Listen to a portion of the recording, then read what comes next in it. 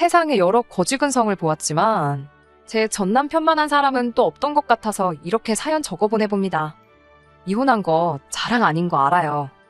벌써 이혼한 지도 10년이 넘은 40대의 여자입니다. 이렇게 이야기한들 이미 10년이나 더 된 이야기. 달라지는 것 없는 것도 알지만 그냥 제 속이라도 후련해질까 싶어 이렇게 사연을 보내기로 결심하게 되었습니다. 당시 저희 아버지가 암 진단을 받으셨어요. 의사 선생님 말로는 상황이 많이 안 좋으니 가족들도 마음의 준비를 해야겠다 하셨어요. 요즘은 치료법이 많이 좋아져서 생존율이 대폭 올랐다고 하는데 그때는 그냥 시한부 선고나 마찬가지였었거든요. 아버지께선 갈 땐 가더라도 딸내미 시집가는 모습은 보고 가야겠다며 삶의 의지를 꺾지 않으시고 그 힘든 항암 치료도 견디시고 그러셨죠. 당시 저는 30대 초반이었고 사실 결혼에 대해서는 딱히 큰 흥미가 있지는 않았어요. 20대 후반에 만나던 남자랑 결혼 생각까지 가지고 있었는데 워낙에 안 좋게 끝나서 한동안 연애를 하지 않았고 혼자 지내는 게 익숙해지다 보니 요즘 세상에 결혼이 필수는 아니구나 하는 생각을 갖기 시작하던 차였거든요. 그런데 아버지께서 저렇게 되니 저도 생각을 고쳐먹을 수밖에 없었어요. 하지만 결혼이라는 게 제가 하고 싶다고 해서 바로 다음날 올릴 수 있는 게 아니잖아요. 그렇다고 아버지 걱정에 지나가는 사람 아무나 붙잡아다가 결혼하자고 할 수도 없는 노릇이었고요. 그러던 중에 부모님 지인을 통해 사람을 한 명 소개받게 되었어요. 저도 잘 아는 분이시고 한데 워낙 남 칭찬에 인색하신 분이셨거든요. 그런데 사람이 너무 괜찮다고 난리를 치면서 칭찬을 하시길래 저도 살짝 흥미가 생겼고 그렇게 소개 자리에 나가게 되었습니다. 그때 만난 게 남편이었어요. 칭찬이 자자했던 것 치고는 첫 인상이 굉장히 비호감이었어요. 저도 결혼을 염두에 두고 나간 자리였고 남편도 지인분에게 결혼을 전제로 만나는 소개 자리라는 사실을 듣고 나와서 그런가 처음부터 자기 어필에 아주 열중이더라고요. 모아놓은 돈이 얼마나 있다고 자랑처럼 이야기하는데 실제로 남편이 모아놓았다던 돈의 액수만 두고 본다면 직장생활 연차수 치고는 상당히 많은 금액이었습니다. 자랑거리라면 자랑거리겠지만 솔직히 저도 월급 받는 회사원이었는데 조금만 생각해보면 그게 무조건 좋다고 할 수 없는 상황이었지요. 머리 조금만 굴려봐도 이 사람이 그 돈을 어떻게 모았는지 너무 뻔히 보이는 거예요. 정말 최소한의 소비만 하면서 돈을 모으지 않고선 모을 수 없는 액수였거든요. 집안 배경에 대해서 이야기하는데 집이 잘 살아서 금수저 물고 태어나 돈 모으기 수월했던 환경도 아니었고요. 나중에 가서는 월급 한 푼도 안 쓰고 모아 그 돈을 모았다고. 중간에 로또가 된 것도 아니고 주식이 대박난 것도 아니고 정말 순수하게 월급 안 쓰고 모아 만든 돈이라는 사실을 자랑처럼 이야기하더라고요. 검소한 생활 습관, 그 어떤 것과 비교가 되지 않을 만큼 좋은 장점이라고 생각하지만 모든 일에는 정도가 있는 법이라고 생각합니다. 아낄 수 있을 때 아끼는 것과 아예 안 쓰는 건 큰 차이가 있다고 생각했어요. 돈을 어떻게 모았는지 자랑처럼 이야기하면서 들었는데 회사에서 점심시간에 탕비실에 있는 간식으로 밥을 때웠다던가 취직한 이래로 동료 직원부터 친구들 경조사에 단 한 번도 참석한 적 없다던가 걸어서 1시간 안에 도착할 수 있는 거리는 무조건 걸어간다던가 하는 식으로 돈을 모았다고 하니 이건 아무리 좋게 들어도 검소한 것과는 거리가 먼 사람이라고 생각이 들었어요. 그래서 소개 자리 끝난 뒤에 따로 연락을 할 생각이 없었는데 남편은 저랑 생각이 달랐나 봅니다. 저를 엄청 좋게 봤던 건지 뭔지 아예 저랑 결혼을 하기로 결심을 했던 것 같아요. 그런데 저한테 연락을 해도 제가 통 연락이 되지를 않고 당연히 제가 먼저 연락을 할 일도 없었다 보니 마음이 달아올랐나 봐요. 어차피 부모님 지인을 통해 소개를 받았기 때문에 남편은 저 말고 저희 부모님을 먼저 공략하기로 결정했던 것 같습니다. 그리고 그때 남편이 제가 생각한 것 같지만은 않다는 걸 알게 되었고요. 어버이날이나 부모님 생신 같은 기념일이라 할지라도 비싼 가격 때문에 주눅 들어서 알아보지도 않을 법한 고급 식당에 저희 부모님을 모시고 갔다는 거예요. 세탁하는 물값도 아까워서 회사 화장실에서 양말을 빨아 신는다는 사람이 저희 부모님한테 점수 따겠다고 그런 비싼 레스토랑을 간 것도 대단했고 무엇보다 부모님한테 용돈 하시라고 봉투도 두둑하게 챙겨준 것도 놀라웠습니다. 제 생각과는 다르게 쓸 때는 또 통 크게 쓸 줄 아는 배포가 있는 사람이었던 거예요. 기본적으로 화술이 좋은 사람이다 보니 저희 부모님은 아예 그날 남편한테 구워 삶아져서 벌써부터 우리 사위 하시며 결혼에 대한 기대를 숨기지 않으셨어요. 그리고 그때쯤부터 아버지 병세가 점점 더 악화되기 시작해서 일단 몇 번 더 만나보자고 생각을 고쳐먹게 되었었습니다. 남편은 생각보다 씀씀이가 좋았어요. 아낄 때는 오직 자기 자신만을 위해서였습니다. 뭐 그렇다고 저한테 명품 가방 같은 고가의 물건을 펑펑 사주거나 하는 건 아니었어요. 하지만 오히려 그랬다면 정신 빠진 놈이라고 생각돼서 결혼까지 안 했을 것 같다는 생각이 드네요. 아무튼 아버지의 건강 문제 때문만은 아니고 만나다 보니 장점도 많은 사람처럼 보여서 본격적으로 연애를 시작하게 되었습니다. 당시 주변 지인들에게서도 들었던 말이 저 하나 때문에 부모님한테 그렇게 할 정도면 잡으라는 식으로 이야기도 들었어요. 살아보니 내가 좋아하는 사람보다는 나를 좋아해주는 사람하고 사는 게 좋다느니, 얼굴 뜯어먹고 살 것도 아닌데 성격 좋은 게 최고라느니 이런저런 이야기를 많이 들었거든요. 지인들 말대로 나를 너무 좋아해서 내 부모한테까지 잘하는 사람인데 저도 긍정적인 방향으로 생각을 많이 바꾸게 되었지요. 저도 나이가 어느 정도 있던 상황이고 연애도 한동안 안 하면서 모아놓은 돈이 상당했는데 두 사람이 모아놓은 돈만 합쳐도 서울 외곽의 아파트 하나는 대출도 안 끼고 구에 들어가서 살 수 있을 정도였어요. 아버지의 건강이 날이 갈수록 나빠지는 바람에 조금은 성급하게 결혼 준비를 해야 했는데 그때 남편이 제안을 해왔던 게 있습니다. 신혼집을 조금 천천히 구했으면 좋겠다고요. 그때 당시 재개발 열풍도 있었다 보니 이왕 사는 집인데 재개발 호재에 대해서도 알아보고 이것저것 비교해보고 알아보고 매매하고 싶다고 하는 거였어요. 충분히 일리 있는 말이라 생각했는데 그럼 집 없이 결혼하면 전세나 월세를 구하자는 거냐고 물어봤지요. 그런데 남편은 그것 또한 돈이 나가서 싫다고 하더라고요. 월세는 말 그대로 돈을 버리는 거나 마찬가지고 전세 같은 경우에는 그 큰 돈을 굴리면 더 큰 이득을 낼 수 있을 텐데 묶어두는 게 수는 아닌 것 같다고 하면서 친정집에 방 한 칸 내달라 하여 거기 들어가 살자는 제안을 해온 겁니다. 그리고 그렇게 하면 저희가 일단 돈도 더 모을 수 있을 테고 나중에 진짜 좋은 조건의 집이 나왔을 때 한 푼이라도 더 여유 있는 편이 좋지 않냐고 하는데 도무지 반박을 할 수가 없더라고요. 시댁, 그러니까 자기 부모님 집에 방 한 칸 구하는 방법도 있는데 그건 며느리인 제가 너무 불편해할 것 같아서 그래서 섣불리 시댁에 방 한 칸 얻어 신혼살림을 차리자는 말은 못하겠다고 하더라고요. 자기 부모님이 며느리 잡들이를 하고 시집살이 시키고 그러실 분들은 절대 아니지만 그래도 며느리가 시집살이 하는 것보다 사위가 처가살이 하는 게 저만 두고 보면 부담이 덜하지 않겠냐고 말해왔습니다. 그 말을 들으니 혹하긴 했어요. 시댁에서 해도 되는 걸 친정집에서 하자니 아버지 생각도 나고 남편이 저를 많이 배려해줬다는 생각이 들었습니다. 집 구할 때까지 언제가 될지 모르는데 식 먼저 올리고 각자 부모님 집에서 따로 사는 것도 어이가 없다고 생각했고요. 친정 부모님도 이 이야기를 듣더니 흔쾌히 방 한 칸을 비워주셨습니다. 그래서 결혼식 한 달 앞두고 남편이 먼저 저희 집에 들어와서 살림 차려 살게 되었습니다. 한 달 일찍 들어온 건 장인어른, 그러니까 저희 아버지가 둘이 신혼생활 알콩달콩 잘하는 거 곁에서 하루라도 더 지켜보시면 좋지 않겠느냐는 식으로 이야기했는데 그때는 참 속도 깊은 사람이구나 했고 이 결혼에 어느 정도 확신도 있었지요. 그렇게 결혼식 올리기 한 달 전부터 결혼 생활을 시작했고 저희 아버지도 덕분에 건강이 점점 좋아지시는 듯 했습니다. 소원대로 딸내미 손잡고 신부 입장도 하셨고 그렇게 6개월을 더 함께 시간을 보내시고 돌아가셨네요. 마음의 준비를 이미 하고 있던 터였지만 준비가 돼 있어도 그렇게 아버지가 떠나가시니 마음이 허한 건 여전하더라고요. 집안 곳곳에 아버지 흔적도 보이고 저도 저지만 어머니가 워낙에 힘들어하셨어요. 그리고 진짜 사건은 아버지가 돌아가시고 얼마 지나지 않아서 일어나게 되었습니다. 장례식 끝나고 나서 며칠 지나지 않아서 저는 일상으로 돌아와 출근해 회사에 있던 상황이었어요. 그러다 어머니에게서 전화가 한 통 걸려오게 되었는데 어머니 목소리가 약간 다급한 게 무슨 일이 난 건가 싶더라고요. 이야기를 들어보니 밖에 이상한 사람들이 몇 명 와 있다고 무슨 일로 왔느냐 물으니 인터넷에서 경매 관련 글을 보고 찾아왔다는 알 수 없는 소리를 하더래요. 모르는 일이라고 보내려고 했는데 그 사람들이 안 가고 버티고 있다고. 그런데 밖에 있는 게 한두 사람이 아니다 보니 겁이 난다고 하시더라고요. 그래서 뒤도 안 돌아보고 회사의 양해를 구해 집으로 달려갔습니다. 가는 도중에도 이게 무슨 일인가 하고 곰곰이 생각해봤는데 문득 남편이 연애하던 당시에 자기는 돈 모은다고 새 물건 사는 법이었고 전부 다 인터넷 경매나 중고거래를 이용해서 필요한 걸 구입했다는 이야기를 들었던 게 기억이 났어요.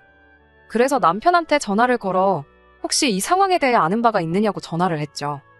남편이 잠깐 아무 말도 없더니 자기가 인터넷에 글을 잘못 올려서 그런다고 필요해서 부른 사람들이니까 집에 도착하거든. 그 사람들 보내지 말고 기다리고 있으라고 말을 하라는 겁니다. 자기도 회사에 반차라도 내서 곧장 집으로 오겠다고요. 일단은 어머니한테 도착하기 전에 그 사람들이 남편과 연관이 있다는 사실을 알게 되어 안심하고 계셔도 된다고 연락을 했어요. 그런데 아무리 생각해도 도통 이해가 가지 않는 게 있었으니 집에 남편 짐이라고는 합가하면서 가지고 들어온 옷가지들 몇 개밖에 없었거든요. 그렇다고 남편 옷이나 신발이 경매까지 할 정도로 가치 있는 고급 제품은 하나도 없었고요. 그런데 한두 명도 아니고 수많은 사람들이 찾아올 이유가 뭔가 싶었습니다. 아니나 다를까 남편이 도착하고 나서 상황을 정리하기 시작했는데 그 사람들을 보내는 게 아니고 집으로 전부 끌고 들어오는 거예요.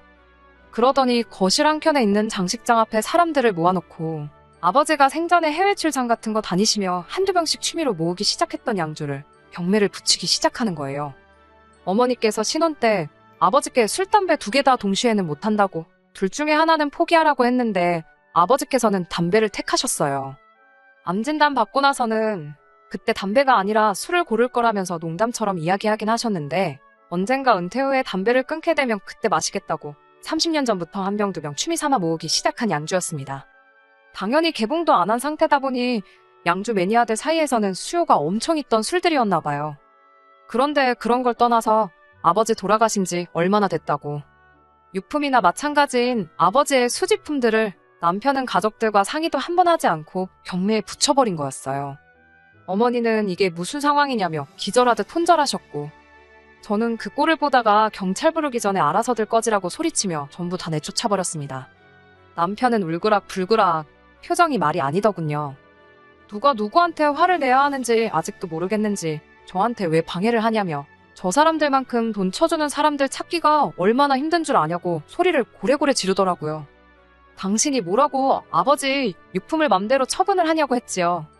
그랬더니 남편이 한다는 소리가 그 술들은 이제 다 지 거라는 거예요.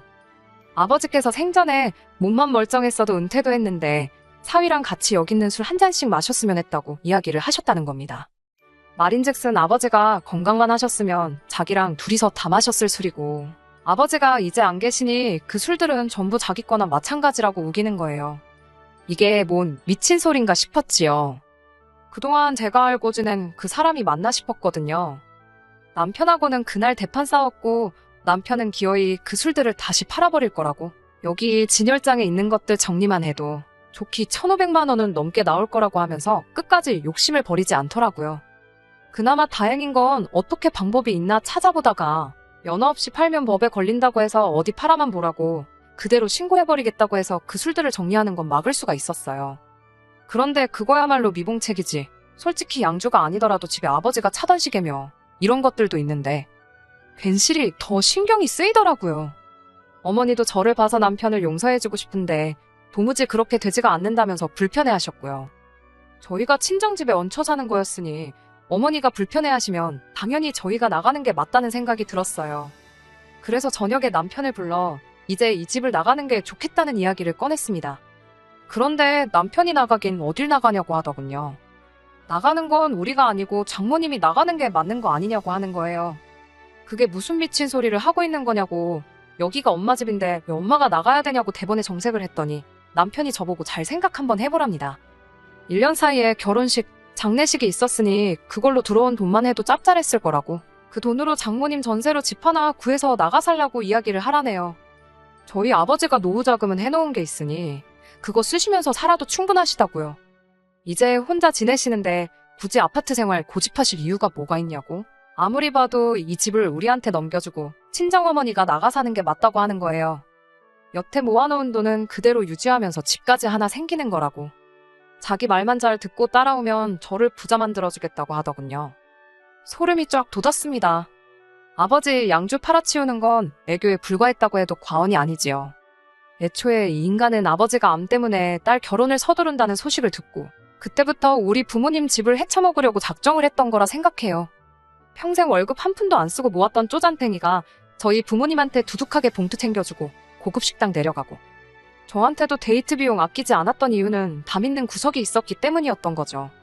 애초에 남편은 자기가 모아놓은 그 몇 푼 안 되는 그 액수에 눈이 멀어 평생 돈 한 푼 쓰지 못하는 삶을 살고 있던 어리석은 사람이었던 거죠. 자기가 결혼 전에도 돈 많이 모아놓았던 거 기억 안 나냐는 걸 자꾸 강조하면서 자기 말대로 하자고 저를 설득하려고 드는 겁니다. 부자 만들어준다는 소리가 뭔가 싶었어요. 부모 내쫓아내고 그 집을 차지해서 되는 부자. 별로 되고 싶지도 않았습니다. 그래서 남편한테 한마디 했어요. 그렇게 부자 되면 좋냐고, 네 부모였으면 그렇게 했겠냐고요. 말 맞다나 네가 남들보다 월급 좀 아끼고 잘 모아놨다 뿐이지 네가 부자는 무슨 부자냐고. 너 진짜 부자 본 적 없냐? 맘만 먹으면 네가 모아놓은 돈 하루아침에, 아니 눈 깜짝할 사이에 써버릴 수 있을 정도인 부자가 세상에 널리고 깔린 거 모르냐고 했어요. 너 같은 놈한테는 이혼 말고는 다른 방법이 보이지 않는다고 이혼하자고 했는데 남편이 이혼 안 해줄 거라고. 이혼해주길 바라면 위자료를 가지고 오라면서 그 상황에서도 돈 한 푼 더 뜯어낼 생각밖에 없더군요. 위자료야 남편 희망사항이었고 애초에 유책 배우자가 남편인 게 인정이 되기도 했고 소송전으로 들어가면 남편도 손해가 클 거라 생각했는지 별 어려움 없이 이혼을 할 수 있었습니다. 그리고 영영 소식도 모르게 살기로 하고 10년 세월이 지나 지금에 왔습니다. 그리고 얼마 전 부모님을 통해 저에게 남편을 소개시켜줬던 분에게서 남편 소식을 전해 듣게 되었어요. 남편과 이혼하게 되면서 어떻게 그런 사람을 소개를 시켜줄 수 있느냐며 한바탕 한 뒤였고 그 분과도 연락을 끊었던 상황이었기에 정말 의외의 연락이었습니다. 어머니와 같이 그 지인분을 만났는데 그 자리에 남편을 데리고 나왔더라고요. 10년 세월 얼마나 또 쫄쫄 굶어가며 월급을 모은 건지 얼굴에 욕심은 그대로였는데 피골이 아주 상접해 있더군요. 뻔뻔하게도 10년 만에 나타나서 한다는 소리가 저랑 재결합을 하고 싶다는 말을 꺼내는 거예요. 마음 같아서는 앞에 놓여있는 병으로 한 대 후려치고 싶은 거 참고 있는 거라고, 그딴 헛소리 하려고 자리를 만든 거면 그냥 일어나겠다고 했지요. 그랬더니 남편이 저와 어머니 앞에 무릎까지 꿇으면서 자기 좀 살려달라는 겁니다. 돈 모으는 것 말고는 아무 관심도 없던 사람이 지난 10년간 어떻게 살았겠어요? 똑같이 월급 아껴가며 모으고 살았나 봅니다. 그렇게 원래 가지고 있던 돈에 10년간 모은 돈이 상당했었나 봐요. 주변에 알고 지낸 사람들 중 몇 명이 주식으로 대박이 났는데 원래는 자기보다 모은 돈도 없이 빌빌거리던 놈들이 갑자기 부자가 되니 배가 아팠다나 봐요. 그래서 남편도 처음으로 주식에 손을 대기 시작했는데 주식에 돈만 넣어서 너도 나도 부자가 되면 이 세상에 가난한 사람이 어디 있겠나요? 뭣도 모르고 들어간 주식이 작전주였고 그 작전주에 물려서 평생의 트로피나 다름없던 저축을 몽땅 날려버렸다고. 그 돈을 다시 만들겠다고 대출이며 사금융까지 받아다가 날려먹고 저와 이혼 후 지내던 전시부모님 집으로 담보대출까지 받았다 또 날려먹어서 지금 빚더미에 올라 아주 죽지 못해 살고 있다는 거예요. 재결합은 자기도 얼토당토하는 소리인 걸 알았는지 지금 자기가 비빌 곳이 저밖에 생각이 나질 않는다며 다른 건 몰라도 10년 전에 저희 부모님께 드렸던 그 용돈, 그 액수만큼이라도 돌려달라는 겁니다. 돌려주기 싫으면 필려라도 달라고. 자기가 금방 주식으로 다시 대박을 내서 금이환영해서 저한테 다시 재결합하자 묻겠다고 하는데 이 인간이 평생 자랑거린 그 돈 몇 푼 잃고 아주 폐인이 돼버렸구나 싶었어요.